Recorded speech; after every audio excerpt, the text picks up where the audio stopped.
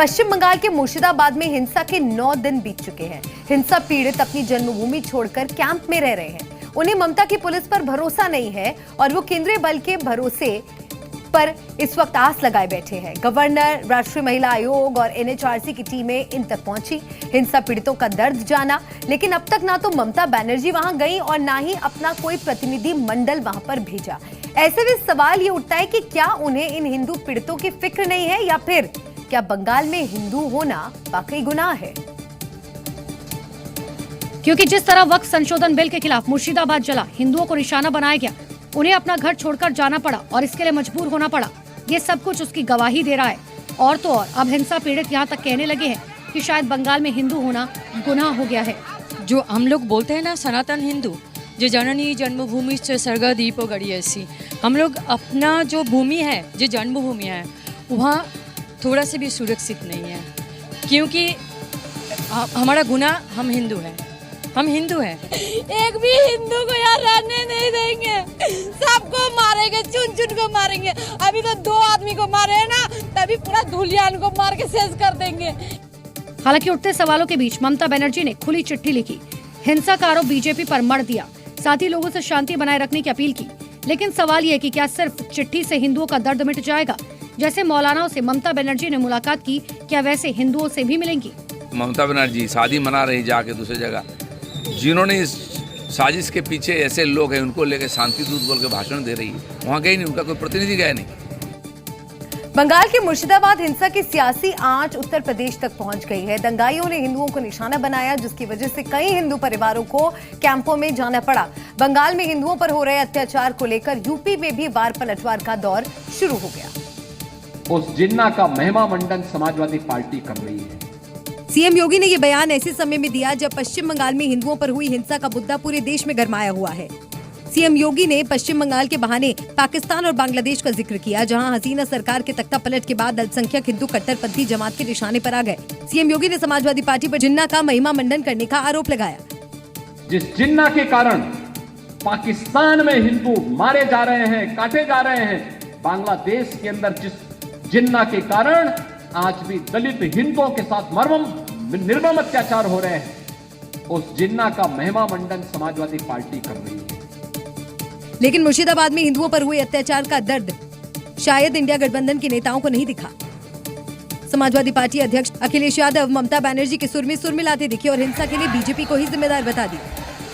दंगा बताया जा रहा है, जो हुई है घटना, उस पे कार्रवाई भी हो रही है, जांच भी हो रही है, कई लोग गिरफ्तार भी कर लिए गए हैं। लेकिन इसके साथ साथ याद रखिएगा एक बात, ये दंगा कराने के पीछे अगर किसी का हाथ होता है तो हमेशा भाजपा ही होते हैं। समाजवादी पार्टी के राष्ट्रीय अध्यक्ष अखिलेश यादव एक निजी कार्यक्रम में शामिल होने प्रयागराज पहुंचे थे, जहां उनके ही कार्यकर्ताओं ने उन्हें करीब आधा घंटा कड़ी धूप में फंसे रहने को मजबूर कर दिया।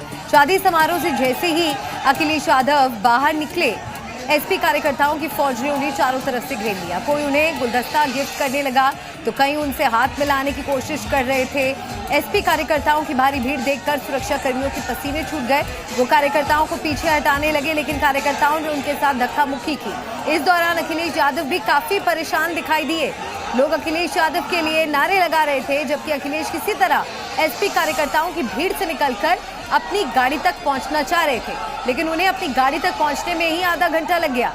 लेकिन जब वो गाड़ी तक पहुंचे, उसके बाद भी कार्यकर्ताओं की इतनी भीड़ थी, इतना जमावड़ा था कि गाड़ी का दरवाजा खोलने में भी उन्हें कड़ी मशक्कत करनी पड़ी। और आइए आगे बढ़ते हैं। वक्फ कानून के खिलाफ मुस्लिम संगठनों ने आर पार की लड़ाई का ऐलान कर दिया। एआईएमआईएम चीफ असदुद्दीन अवैसी भी कह चुके हैं कि जब तक कानून वापस नहीं लिया जाता है, तब तक मुसलमान विरोध प्रदर्शन करते रहेंगे। All India Muslim personal law board के नेतृत्व में हैदराबाद में बड़ा प्रोटेस्ट हुआ, जिसमें ओवैसी ने केंद्र सरकार को अल्टीमेटम दे दिया। इस ग्राउंड में जितना मजमा है, अल्हम्दुलिल्लाह उससे ज्यादा बाहर है। नारे तकबीर, नारे तकबीर। और इस नारे से अपने विरोध की शुरुआत की, जिसके बाद तमाम मुस्लिम नेताओं ने वक्फ के खिलाफ अपनी राय रखी है। लेकिन असदुद्दीन ओवैसी ने सीधे तौर पर दिल्ली को चुनौती दे दी। हम एहतजाज इसलिए कर रहे हैं कि जो सियासी ताकतें आज इस मुल्क पर हुक्मरान हैं वो हमको मिटाना चाहते हैं और हम उनको ये बताना चाह रहे हैं कि हम अपने आप को मिटने नहीं देंगे। इंशाअल्लाह ताला जमहूरी तरीके से तुम मिट जाओगे। हम उनको बताना चाह रहे हैं कि हम झुकने वाले नहीं हैं। आप इस कानून को तुमको वापस लेना पड़ेगा। जिस तरह हमारे किसान भाइयों ने हमको रास्ता दिखाया, हम उसी रास्ते पर एहतजाज करेंगे। लेकिन ओवैसी की इस चुनौती पर संतों ने कड़ा ऐतराज जताया और उन पर मुसलमानों को भड़काने का आरोप लगा दिया। हिंदू मुस्लिम मिल करके रहते हैं हिंदुस्तान में, तो उनको भड़काने वाला काम करता है। ऐसे ओवैसी पर एक्शन होना चाहिए। ऐसे ओवैसी का कोई अधिकार नहीं हिंदुस्तान में रहने का, इसीलिए उसको पाकिस्तान जाना चाहिए। फिलहाल नए वक्फ कानून का मामला अभी सुप्रीम कोर्ट में है, लेकिन मुस्लिम संगठनों का विरोध जारी है। राष्ट्रपति को विधेयकों पर फैसला लेने के लिए एक समय सीमा तय करने का विवाद अब तेज हो गया है। इसी बीच बीजेपी सांसद निशिकांत दुबे ने ऐसा बयान दे दिया जिससे सियासी घमासान मच गया। निशिकांत की सुप्रीम कोर्ट पर टिप्पणी भारी पड़ सकती है, क्योंकि भारतीय जनता पार्टी ने निशिकांत के बयान से किनारा कर लिया और उसे उनका निजी बयान बताया है। लेकिन निशिकांत विपक्ष के निशाने पर जरूर आ गए। सुप्रीम कोर्ट अपनी सीमा से बाहर जा रहा है। सुप्रीम कोर्ट की सीमा ये है कि भारत का संविधान जिस कानून को बनाया उस कानून की उसको व्याख्या करनी है, और यदि वो व्याख्या नहीं कर सकती है और सब कुछ के लिए सुप्रीम कोर्ट जाना है, इस संसद का कोई मतलब नहीं। सुप्रीम कोर्ट का जजमेंट कानून का मौक़िफ़ रखता है। पढ़ो, तुम लोग ट्यूबलाइट हो, तुम लोग थम्स अप हो, तुम्हारे दिमाग में एक ही बात बैठा हुआ है, नहीं मोदी है तो खुदा है। तो वहीं दूसरी ओर समाजवादी पार्टी अध्यक्ष अखिलेश यादव ने भी निशिकांत दुबे के बहाने पूरी बीजेपी को घेरा। भारतीय जनता पार्टी समय समय पर किस तरीके से डिवाइड एंड रूल कर सके, समाज में कैसे डिवीजन करें, कभी धर्म के नाम पे डिवाइड करना, कभी जाति के आधार पे डिवाइड करना, ये भारतीय जनता पार्टी के लोगों का बहुत ही वेल प्लान्ड प्रोग्राम चलता है। और आइए आगे बढ़ते हैं। राजधानी दिल्ली में क्या अब मीट शॉप की दुकानों पर ताला लग जाएगा? कुछ दिन पहले दिल्ली के मंत्री मनजिंदर सिंह सिरसा ने इसको लेकर अल्टीमेटम दिया था और ऐसा दावा किया था कि अवैध रूप से चल रही नॉनवेज की दुकानों से लोगों को दिक्कत हो रही है, जिसकी शिकायत भी की गई थी। दिल्ली में अब तक हिंदू त्योहार के वक्त मीट शॉप बंद करने की बात हो रही थी, लेकिन मंत्री सिरसा ने इन ढाबों को परमानेंट बंद करने का फरमान दे दिया, जिसका असर भी देखने को मिल रहा है। जगह जगह पर इलीगल ढाबे खोल दिए गए हैं, मीट मुर्गा ऐसे बेचा जा रहा है, कोई कानून नहीं छोड़ा। इतना पोल्यूटिंग इंडस्ट्री है, तंदूर चलाए जा रहे हैं। मैं तो अभी प्रशासन को आदेश दिया है, अगले 24 घंटे के अंदर अंदर जितनी इलीगल एक्टिविटी है उनके सब ढाबे बंद होने चाहिए। कोई मीट मुर्गे की दुकान यहाँ दिखनी नहीं चाहिए। जगह जगह कहाँ सलामी बेच रहे हैं, कहाँ बिरयानी बेच रहे हैं, कहाँ मुर्गा बेच रहे हैं, कहीं टांग बेच रहे हैं, कहीं लात, ये गुंडागर्दी नहीं चलेगी। और मनजिंदर सिंह सिरसा का यही वो बयान है जिसे उन्होंने कुछ दिन पहले अल्टीमेटम के तौर पर दिया था, जिसका असर दिल्ली के विष्णु गार्डन इलाके में देखने को मिल रहा है। यहाँ बिरयानी और दूसरी नॉनवेज की दुकानें बंद हो गई हैं, जिसे दुकानदार बिना लाइसेंस के चला रहे थे। इसके लिए हम तैयार हैं। अगर जो जैसा कहेंगे आप उसके आधार पर हम दुकान चलाएंगे, और लाइसेंस कहेंगे लाइसेंस देंगे, सफाई सुथराई रखेंगे, कोई गंदगी नहीं रखेंगे, भीड़ भाड़ का जमावड़ा जो है वो भी हम नहीं रखेंगे। हालांकि दुकानें बंद हो जाने से इनका रोजगार भी प्रभावित होगा। स्थानीय लोग तो इससे खुश हैं, लेकिन रोजगार खत्म होने से दुख भी है। ये लोग अपनी मर्जी से जा रहे हैं, इसमें तो कोई वो नहीं है। हाँ, गंदगी की मैं बात करता हूँ, गंदगी तो रहती है। वैसे ये बेरोजगार बच्चे ने अपने बच्चे ने कैसे पालेंगे एक बार। दरअसल दिल्ली के मंत्री सिरसा के अल्टीमेटम के बाद ऐसी कार्रवाई शुरू की गई और अवैध मीट शॉप और ढाबों को बंद किया जाने लगा जो मंदिर और स्कूल के नजदीक है। वहां मीट शॉप खोलने पर रोक लगा दी गई और आदेश न मानने पर एक्शन भी हो सकता है। दिल्ली में पानी चोरी और टैंकर माफियाओं से निजात पाने के लिए रेखा गुप्ता सरकार ने बड़ा कदम उठाया है। सीएम रेखा गुप्ता और मंत्री परमेश वर्मा ने क्या 1111 वाटर टैंकर्स को हरी झंडी दिखाई है और क्या खास बातें हैं इसकी, आइए आपको बताते हैं। इन सभी वाटर टैंकर्स में जीपीएस लगाए गए हैं। इन वाटर टैंकर की निगरानी ऐप के जरिए होगी। टैंकर्स में लोकेशन ट्रैकिंग सिस्टम लगाया गया है। वाटर टैंकर कहां जा रहा है इसे ट्रैक किया जा सकेगा। कौन सा टैंकर कहां होगा इसकी जानकारी रहेगी। टैंकर में कितना पानी है इसका रिकॉर्ड देख सकेंगे। वाटर टैंकर्स में सेंसर लगाए जाएंगे। सेंसर से पानी का पूरा हिसाब किताब होगा। इसका मकसद है कि टैंकरों के पानी की कालाबाजारी पर रोक लगाई जा सके, क्योंकि दिल्ली में पानी की किल्लत के बीच पानी चोरी की बड़ी समस्या रही है। ऐसे में रेखा गुप्ता सरकार ने टैंकर माफियाओं पर रोक लगाने के लिए अहम फैसला लिया। पहले की सरकारों में हमेशा टैंकर माफिया नाम से कितना बड़ा पूरे सिस्टम में लीकेज होता था, भ्रष्टाचार के अड्डे खुले हुए थे। पानी जो कि जनता की सुविधा के लिए भेजा जाता था, परंतु वो कहाँ जाता था इसकी कोई गिनती होती नहीं थी।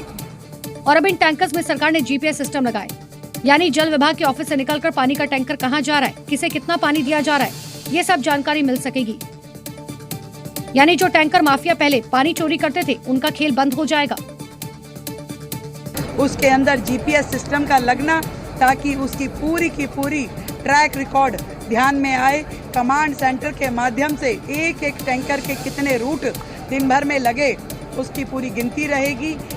दिल्ली में पानी की किल्लत हमेशा एक बड़ी समस्या रही है और गर्मी के मौसम में सरकार ने दिल्ली वासियों की प्यास बुझाने के लिए अहम फैसला लिया। दिल्ली वासियों को उनके हक का पानी मिल जाएगा और साथ ही टैंकर माफियाओं पर लगाम लगेगी। भारत का पड़ोसी देश नेपाल लंबे समय तक दुनिया का एकमात्र हिंदू राष्ट्र रहा। नेपाल में एक बार फिर हिंदू राष्ट्र और राजशाही वापसी की मांग उठने लगी है। राजशाही समर्थक आरपीपी के सैकड़ों नेता सड़कों पर हैं। और राजशाही की मांग को लेकर नेपाल में जबरदस्त विरोध प्रदर्शन देखने को मिल रहा है। नेपाल में फिर से राजशाही की मांग को लेकर लोग सड़कों पर हैं और जबरदस्त नारेबाजी कर रहे हैं। इस दौरान राजशाही की मांग कर रहे प्रदर्शनकारियों और पुलिस के बीच झड़प भी हुई। प्रदर्शनकारियों ने बैरिकेडिंग तोड़ने की कोशिश की। दरअसल आरपीपी के नेता राजशाही की वापसी को लेकर बिजुली चौक पर बड़ा प्रदर्शन करने वाले थे, लेकिन नेपाल गृह मंत्रालय ने प्रदर्शन को गैरकानूनी बता दिया, जिसके बाद पुलिस ने आरपीपी नेता राजेंद्र लिंगदेह समेत कई लोगों को हिरासत में लिया है। आपको बता दें कि पिछले कुछ दिनों से नेपाल में राजशाही और हिंदू राष्ट्र घोषित करने की मांग हो रही है। राजा वापस आओ, देश बचाओ जैसे नारे लगाए अब लोग फिर से राजशाही की वापसी की मांग कर रहे हैं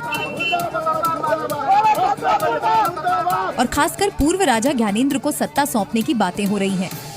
अब देखना होगा नेपाल में राजशाही की मांग पर ये आंदोलन कब तक चलता है। अब हम आपको वक्फ की कब्जा नीति का एक और सबूत दिखाते हैं। हरियाणा के नूह में वक्फ बोर्ड ने अचानक गुरनावट गांव की 2.5 एकड़ जमीन पर दावा ठोक दिया। इसके बाद वक्फ बोर्ड और गांव वालों में ठन गई। वक्फ की इस मनमानी को मुस्लिम गांव गुरनावट के लोग मानने को तैयार नहीं है, क्योंकि जिस जमीन पर विवाद चल रहा है वो स्थानीय मुस्लिम आबादी के लिए पूजनीय है और वर्षों से गांव के लोग इसी जमीन पर ईद की नमाज पढ़ते हैं। यही ईदगाह और कब्रिस्तान भी है। गांव की मुस्लिम आबादी का आरोप है कि वक्फ बोर्ड ने गांव की जमीन पर कब्जा किया। तो हमने उस तहकीकात करी तो जिस सन 82 में वक्फ बोर्ड वाले ने अपने कब्जा कर लिया है कागजों के हिसाब से। पहले जो जमीन थी गांव की पंचायत थी। लेकिन वक्फ बोर्ड का दावा है कि ये जमीन उसकी संपत्ति है और गांव के सरपंच के साथ मिलकर लोगों ने इस पर कब्जा किया है, जबकि गांव के लोग वक्फ की मनमानी को मानने के लिए तैयार नहीं है। हमारी ईदगाह यहाँ रही है और कब्रिस्तान रहा है। हमारी गांव की जमीन ही कहीं की मांगी ना है और वक्फ बोर्ड वाला नहीं कब्जा ली हम पे। दोनों पक्ष के अपने दावे हैं, लेकिन वक्फ बोर्ड ने इस जमीन पर सिर्फ दावा नहीं ठोका बल्कि नोटिस भी थमा दिया, जिसके बाद अब गांव वाले भी आर पार के मूड में आ गए हैं। तो इसका नोटिस आया तो नोटिस हुआ 17 तारीख को कोर्ट निकले। अब ये सुनने हमारा को 23 तारीख को आ रहे हैं। ये हमने कोर्ट में केस दायर कर दिया और जब कोर्ट में केस दायर कर दिया जो कोर्ट फैसला करेगा वो बिल्कुल हमारी तरफ से गांव की तरफ से बिल्कुल मान्य होगा। वक्फ बोर्ड प्रशासन ने 23 अप्रैल तक का अल्टीमेटम दिया है, नहीं तो कार्रवाई होगी। लेकिन कार्रवाई के विरोध में ग्रामीण ने भी चेतावनी दे दी और वक्फ बोर्ड के दावे को कोर्ट में चुनौती दी। जानकारी के मुताबिक नूह जिले में 2900 से अधिक वक्फ संपत्ति है, जिनमें अधिकांश पर अवैध कब्जा है। इसीलिए नए वक्फ कानून के शुरू होते ही वक्फ प्रशासन ने भी अवैध कब्जे हटाने की मुहिम शुरू कर दी। मध्य प्रदेश के सागर का सनोधा गांव हिंसा की आग में सुलग रहा है। वजह है लगातार गायब हो रही हिंदू बेटियां, जिसके चलते पूरे इलाके में तनाव है। हिंदू परिवार डरे सहमे हैं और अपनी बेटियों को स्कूल भेजने से भी कतरा रहे हैं। दरअसल शुक्रवार को एक हिंदू लड़की गायब हो गई। आरोप लगा कि विशेष समुदाय का लड़का भगाकर ले गया, जिसके बाद पूरे गांव में बवाल हो गया और हिंसा की आग धधक उठी। पुलिस फोर्स ने किसी तरह से हालात को नियंत्रित किया, लेकिन तनाव अब भी है। पिछले कुछ समय में सनोधा गांव में एक के बाद एक कई हिंदू लड़कियां गायब हुई। आरोप है कि धर्म विशेष के लड़के गांव की हिंदू बेटियों को भगाकर ले गए। सागर की जिस गांव सनोदा में तनाव है, वहां पर बैक टू बैक अब तक 5 से 6 हिंदू लड़कियां गायब हो चुकी हैं। भगाने का आरोप एक विशेष धर्म समुदाय के लोगों पर है। हिंदू परिवार का आरोप है कि गांव में लव जिहाद का खेल चल रहा है। विशेष समुदाय के लोग हिंदू लड़कियों को भगाकर ले जा रहे हैं। सनोधा में हिंदू परिवार इस कदर सहमे हुए हैं कि लड़कियों को स्कूल भेजने से डरते हैं। हमारी बच्ची को भी भगा के ले गया जबरदस्ती। कौन ले गया? वो शहीद मुसलमान। सुना आपने, विशेष समुदाय के लोग हिंदू बेटियों को लगातार टारगेट कर रहे हैं। आरोप है कि ये सब लव जिहाद के तहत हो रहा है। इनकी भतीजी को भी ले गए। बहुत पहले उसका गम में उसका बाप मर गया लड़की का। जिसका बड़ा भाई उस गम में खत्म हो गया। दिव्या, गौरी, राधा, मीरा ऐसी कई बेटियां हैं जो अब सनोधा से गुमनाम हो चुकी हैं, क्योंकि आरोप है कि गांव की हिंदू बेटियों को लव जिहाद में फंसाने का रैकेट चल रहा है। गांव के मस्जिद मदरसों में बाहर से जमात आती है और ट्रेनिंग देती है। आरोप ये भी है कि अगर जांच हो तो इनके पास असला, बारूद और बाहरी संपर्क भी सामने आएंगे। उत्तर प्रदेश की पीलीभीत में एक अवैध मस्जिद पर बुलडोजर एक्शन का खतरा मंडरा रहा है, लेकिन जिला प्रशासन ने जब मस्जिद कमेटी को ध्वस्तीकरण का नोटिस भेजा तो यहाँ ताला लगा दिया गया। सदर कोतवाली क्षेत्र की एक गरीब नवाज मस्जिद है। प्रशासन का दावा है कि ये मस्जिद अवैध है, क्योंकि बिना कानूनी नक्शा पास के इसका निर्माण किया गया और इसीलिए प्रशासन ने मस्जिद कमेटी को नोटिस भेजकर 1 मई तक जवाब मांगा है, नहीं तो एक्शन की चेतावनी दी। पुरानी बिल्डिंग थी, उसको उन्होंने तोड़ के और नया वहाँ पे कंस्ट्रक्शन किया है और उसको मस्जिद के रूप में लेने की कोशिश की गई है। तो वहाँ पे आगे तैयारी कर रहे थे नमाज पढ़ने की सबके लिए। तो जब हम लोग को संज्ञान में आया तो हमारे जेई गए थे मौके पे और इंस्पेक्टर साहब गए थे मौके पे। तो वहाँ पे देखा गया तो बिना नक्शा पास कराए हुए वहाँ पे निर्माण भवन का निर्माण हो रहा था। तत्काल उसको मौके पर रुकवा दिया गया और उनको नोटिस जारी कर दिया गया है। गौरतलब है कि 8 साल पहले मस्जिद को बनाया गया था, तभी से यहाँ 5 टाइम की नमाज हो रही थी, लेकिन नोटिस के बाद से ही मस्जिद में नमाज नहीं पढ़ी जा रही और इस संबंध में मस्जिद की दीवार पर जानकारी भी चस्पा की गई। फिलहाल नोटिस मिलने के बाद मस्जिद के मुतावली जवाब देने की तैयारी कर रहे हैं। यूपी के संभल में फिलिस्तीन और गाजा के समर्थन में पोस्टर लगाए गए हैं। आरोप है कि इन पोस्टर्स के जरिए मुस्लिम समुदाय से अपील की गई कि वो इजरायल के प्रोडक्ट्स का बॉयकॉट करे। तो वहीं इस मामले में पुलिस ने जांच भी शुरू कर दी है। दावा किया जा रहा है कि ये वही पोस्टर्स हैं जो बनिया ठेर इलाके में लगाए गए हैं, जिसके जरिए लोगों से अपील की जा रही है कि वो इजरायल का कोई भी सामान न खरीदे। हैरान करने वाली बात यह है कि पोस्टर में जिन प्रोडक्ट्स का जिक्र किया गया है उनमें ज्यादातर इंटरनेशनल ब्रांड्स हैं और ये कंपनियां इजरायल की हैं भी नहीं, लेकिन शायद जिसने ये पोस्टर लगाए हैं वो इसे नहीं जानता और जिन लोगों से इन प्रोडक्ट्स को बॉयकॉट करने की अपील की गई है वो भी नहीं। ये फ्रूटी है, ये फ्रूटी देखेंगे आप, ये फ्रूटी है, ये फ्रूटी भी दी हुई है। इसमें HP का लैपटॉप दिया हुआ है, देखेंगे आप। ये तो थम्स अप है ना। मैं दिखाता हूँ। फ्रूटी नहीं है, ये फ्रूटी नहीं है। देखिए ये माजा है। अरे ये फ्रूटी है। जानकारी के मुताबिक ये पोस्टर दुकानों, मदरसों और बिजली के खंभों पर लगाए गए हैं। इन पोस्टर्स पर लिखा है फ्री गाजा, फ्री फिलिस्तीन। तमाम मुसलमानों पर न सिर्फ इजरायली सामान का बॉयकॉट बल्कि वो हर सामान जिसका लेना देना इजरायल से है। वहीं पुलिस ने पोस्टर लगाने के मामले में 10 युवकों को हिरासत में लिया है। उत्तर प्रदेश से पंजाब तक अवैध कब्जे पर बुलडोजर का जबरदस्त प्रहार हो रहा है। कोर्ट के आदेश के बाद मोहाली में बुलडोजर गरजा तो संभल में भी पीले पंजे ने इलीगल कंस्ट्रक्शन को ध्वस्त कर दिया। तस्वीरें पंजाब के मोहाली की है, जहां पंजाब हरियाणा हाईकोर्ट के आदेश के बाद प्रशासन ने पटियाला में राव नदी के किनारे बने अवैध फार्म हाउस और मकानों पर कार्रवाई की। ड्रेनेज विभाग ने अवैध फार्म हाउस और घरों पर बुलडोजर चलाकर ध्वस्त कर दिया। मौके पर भारी पुलिस बल और मजिस्ट्रेट की मौजूदगी रही। आला अधिकारियों की मौजूदगी में अवैध अतिक्रमण हटाया गया। यूपी के संभल में भी योगी का बुलडोजर एक्शन मोड में नजर आया। अस्पताल का अवैध निर्माण किया गया, जिसे पालिका प्रशासन ने बुलडोजर चलाकर ध्वस्त कर दिया। राजधानी दिल्ली के सीलमपुर में नाबालिग कुणाल की हत्या के बाद से इलाके में तनाव का माहौल है। हत्या के आरोप में जिक्रा नाम की कथित लेडी डॉन के अलावा 9 लोगों को पुलिस ने गिरफ्तार किया तो जांच में कई चौंकाने वाले खुलासे हुए। सूत्रों के मुताबिक कुणाल की हत्या बदले की कार्रवाई नहीं बल्कि गैंग वॉर का हिस्सा है और इस केस में अब नए बदमाश लाला का नाम सामने आया है जिससे लेडी डॉन जिक्रा की दुश्मनी पुरानी है। यानी जिक्रा लाला टशन में कुणाल का मर्डर हो गया। जांच में खुलासा हुआ है कि जिक्रा हसन अपने दुश्मन लाला की तलाश में कुणाल से जानकारी ले रही थी, लेकिन कुणाल ने जानकारी देने के बजाय विवाद ही शुरू कर दिया जिसकी वजह से उसकी हत्या हुई। क्योंकि जिक्रा को जब पिछली बार अवैध हथियार के साथ जेल भेजा गया था तो जिक्रा को लगा कि इसके पीछे बदमाश लाला का हाथ था। लाला इलाके का बड़ा बदमाश है और जिक्रा उससे बदला लेकर बड़ा बनना चाहती थी, इसीलिए लाला की तलाश में जिक्रा कुणाल तक पहुंची। जांच में सामने आया है कि गैंगस्टर हाशिम पहलवान की बाउंसर रह चुकी जिक्रा इलाके में नाबालिग लड़कों का गैंग तैयार कर रही थी। उसके गैंग में 8 से 10 लड़के हैं जिनके जरिए जिक्रा अपना वर्चस्व कायम करने में जुटी थी। जांच में ये भी पता चला है कि मर्डर से पहले जिक्रा ने कुणाल की रेकी करवाई थी। इस केस में दिल्ली पुलिस ने अब तक कुल 8 लोगों को पकड़ा है। फिलहाल जिक्रा 2 दिन की पुलिस कस्टडी में भेजी जा चुकी है। जिक्रा के बाद चाकुओं से हमला करने वाले 2 मुख्य आरोपी भी पुलिस की गिरफ्त में है। कुणाल का परिवार गमजदा है और सीलमपुर के लोग डरे सहमे हैं। सीलमपुर में रहने वाले परिवारों ने घरों के बाहर हिंदू पलायन के पोस्टर लगाए हैं और पीएम मोदी से इंसाफ की गुहार लगाई है। रोता बिलखता ये गमजदा परिवार, इनके दर्द और डर की कोई इंतहा नहीं है और इसीलिए कुणाल के परिवार ने पीएम मोदी से दिल्ली में योगी मॉडल लाने की मांग की है। दीवार पर पोस्टर लगाकर ये मांग की गई है कि हिंदू पलायन रोकना है तो योगी व्यवस्था लाना होगा। कुणाल के परिजनों ने दिल्ली की सीएम से भी इंसाफ की गुहार लगाई है और मांग की है कि कुणाल के हत्यारों को फांसी दी जाए। इन पोस्टरों के जरिए कुणाल के परिजन श्रद्धांजलि दे रहे हैं। स्लोगन लिखा है कि कुणाल हम शर्मिंदा हैं, तेरे कातिल जिंदा हैं। कुणाल का परिवार हथियारों के एनकाउंटर से कम कुछ नहीं चाहता। चाहिए मुझे एनकाउंटर चाहिए ना, सरकार बंद कर दो, सरकार चलाना बंद कर दो, पुलिस का थाना बंद कर दो। जब किसी का कोई जवाब ही नहीं है, अगर ये बच गई ना तो मैं मर जाऊंगी। मुझसे बर्दाश्त नहीं होगा कि मेरा बेटा बेकसूर। कुणाल के परिजनों की एक ही मांग है कि हथियारों को फांसी दो या एनकाउंटर कर दो।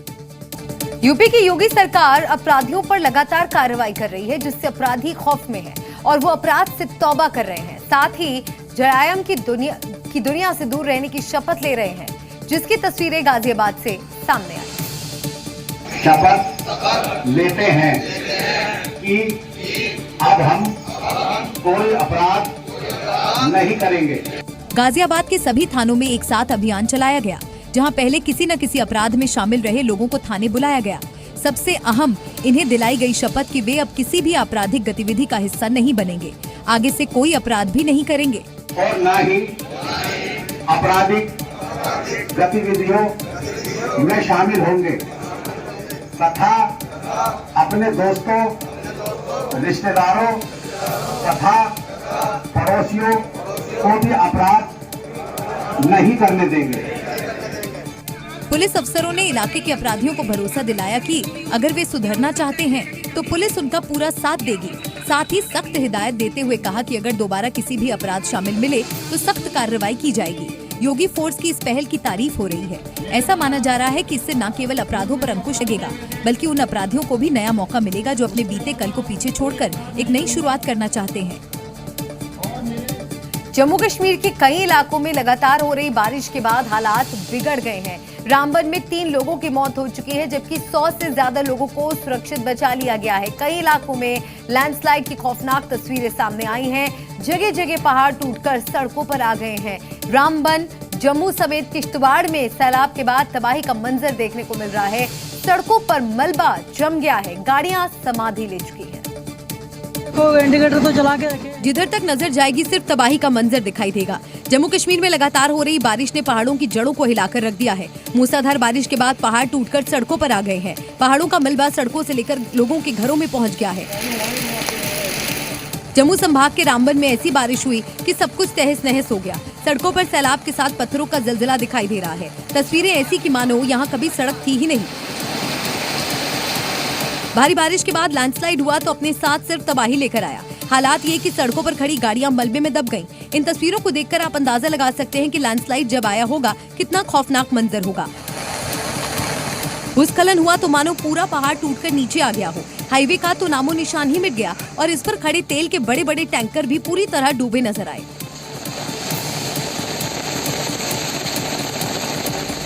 उधर जम्मू कश्मीर के किश्तवाड़ में भी लैंडस्लाइड की खौफनाक तस्वीरें सामने आई। यहाँ मौसम का कहर इस कदर टूटा कि पहाड़ों से पत्थरों की बारिश होने लगी। मानो लैंडस्लाइड नहीं कोई विस्फोट हुआ हो जिसमें पूरा पहाड़ ही टूट गया है। गुलमर्ग में बारिश के बाद पहाड़ों से भारी भरकम पत्थर हाईवे पर आ गए। हालात ये कि हाईवे पर आवाजाही पूरी तरह बंद हो गई। यानी जम्मू कश्मीर में कुदरत का मिजाज ऐसा बदला कि सब कुछ तबाह कर दिया। सड़कों पर सैलाब नजर आया, गाड़ियां पूरी तरह मलबे में डूबी नजर आई। तेल के बड़े बड़े टैंकर डूब गए, कहीं पत्थरों की बारिश तो कहीं पूरा पहाड़ टूटकर सड़क पर आ गिरा। जम्मू कश्मीर में हुई बारिश ने जमकर तबाही मचाई।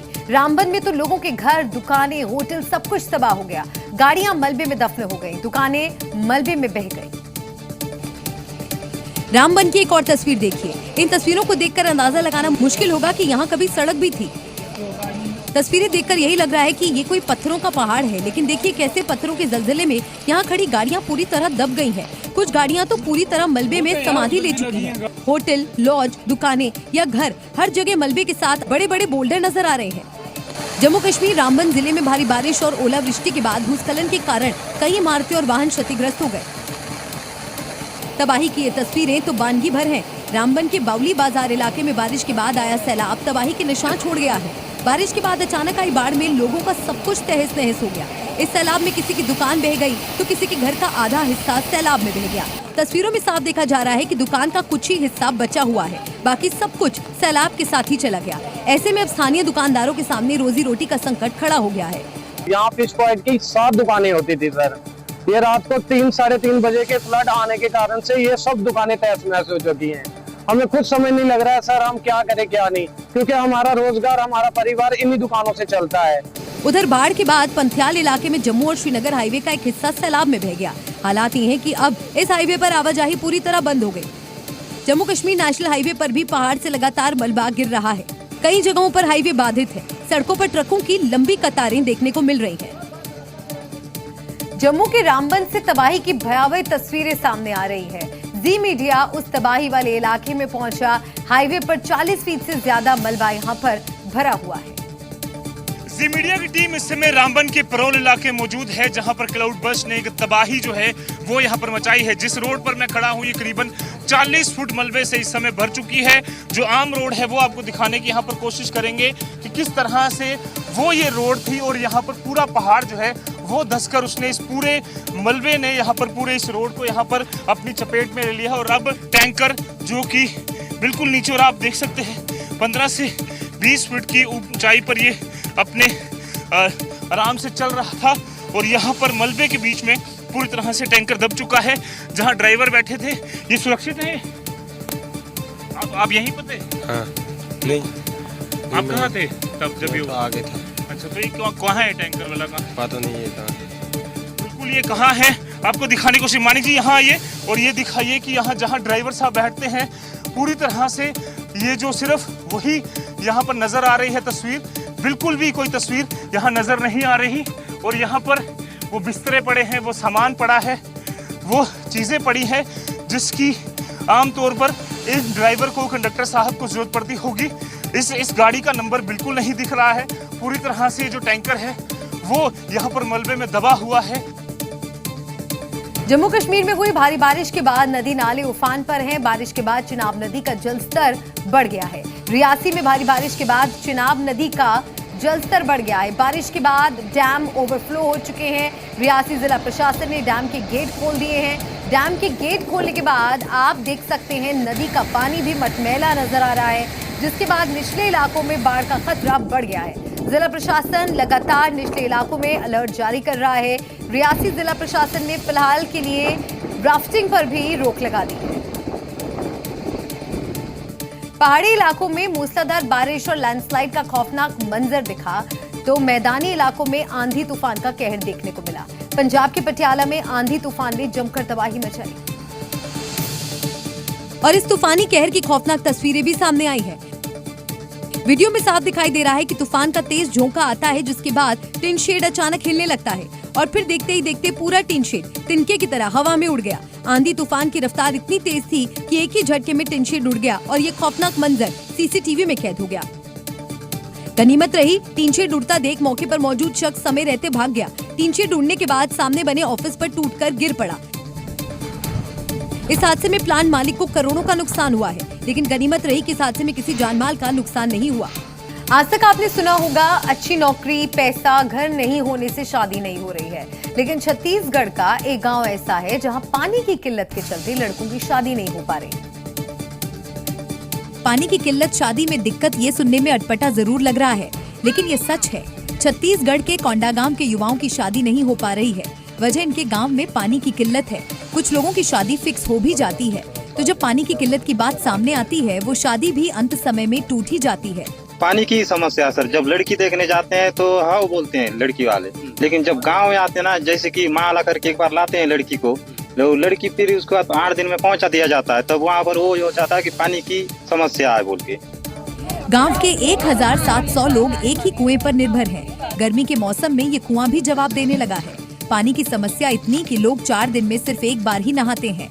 गर्मी शुरू हुआ है, गर्मी के बाद ना अपने आप पानी की इतनी समस्या है कि दूर दूर तक जहाँ मिले पानी वहाँ से लेके आते हैं।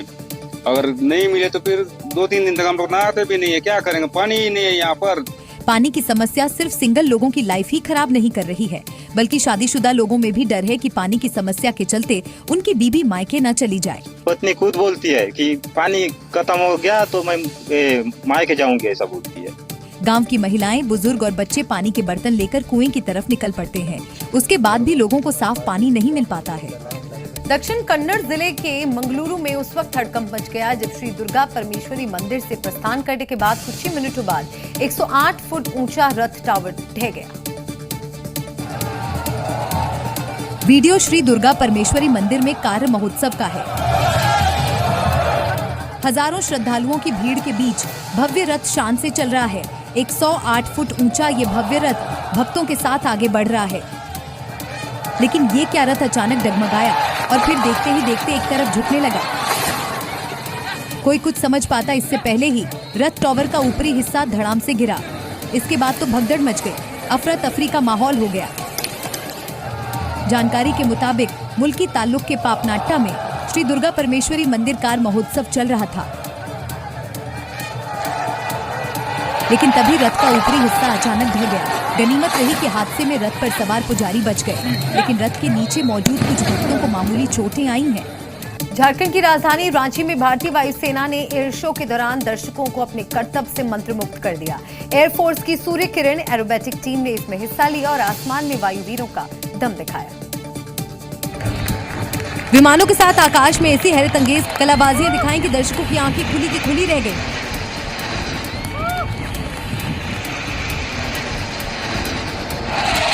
एक पल में विमान धरती के करीब तो दूसरे ही पल ऊंचे आसमान में गुम हो जाते। तिरंगे के रंग का धुआं छोड़ते विमान जैसे गर्व और गर्जना दोनों को हवा में बिखेर रहे थे। विमानों ने आसमान में कभी दिल, कभी युवा भारत को समर्पित आकृति तो कभी एयरफोर्स को समर्पित आकृति से लोग रोमांचित होते रहे। तो आसमान में ही तिरंगा बनाकर भारतीय एयरफोर्स की सूर्य किरण टीम मानो दुश्मनों को सावधान कर रही हो कि हम भारतीयों से मत टकराना, जिसे देख लोगों ने दांतों तले उंगलियां दबा ली। पहले चरण में 6 विमानों ने एक साथ करीबी संरचना के साथ उड़ान भरी और करतब दिखाए, तो वहीं दूसरे चरण में भारतीय वायुसेना के विमान ने जमीन से केवल 100 फीट की ऊंचाई पर उड़ान भरी और करतब दिखाए। सूर्य किरण एरोबेटिक्स टीम ने हॉक जेट विमानों के साथ आसमान में साहसिक, अनुशासित, हैरतअंगेज और लयबद्ध प्रदर्शन किया। इस पल का गवाह बनने पहुंचे हजारों लोग पायलटों के कौशल और कारनामों से रोमांचित हो उठे। मौसम का खेल भी निराला है, जहां मैदानी इलाकों में अप्रैल के महीने में तापमान का टॉर्चर शुरू हो गया है, तो वहीं दूसरी ओर पहाड़ी इलाकों में भारी बर्फबारी से पारा माइनस में चला गया। और ये 2 तस्वीरें उसकी गवाही दे रही हैं, जहां पहाड़ों पर बर्फबारी से खूबसूरत नजारा दिख रहा है, तो वहीं दूसरी ओर देश के मैदानी इलाकों में भीषण गर्मी पड़ रही है, जिससे निजात पाने के लिए लोग स्विमिंग पूल में नहा रहे हैं, घरों से बाहर मास्क लगाकर निकल रहे हैं। पहाड़ी इलाके खासकर जम्मू कश्मीर और लद्दाख की बात करें तो वहां बर्फबारी से पहाड़ ढक गए हैं। लद्दाख के झांसकर इलाके में बर्फबारी की जो तस्वीरें सामने आई हैं, वो बेहद ही खूबसूरत हैं। घरों की छत और दूर दूर तक बर्फ की सफेद चादर बिछी दिखाई दी। बर्फबारी के चलते जोजिला पास पूरी तरह से बंद हो गया, जिसके बाद प्रशासन ने एडवाइजरी जारी की और श्रीनगर सोनमर्ग गुमरी मार्ग को बंद कर दिया गया। और यहाँ बर्फ हटाने का काम जारी है। इधर करगिल में बर्फबारी का अलग ही नजारा देखने को मिला। यहाँ ऐसा लगा जैसे बर्फबारी में सब कुछ फ्रीज हो गया।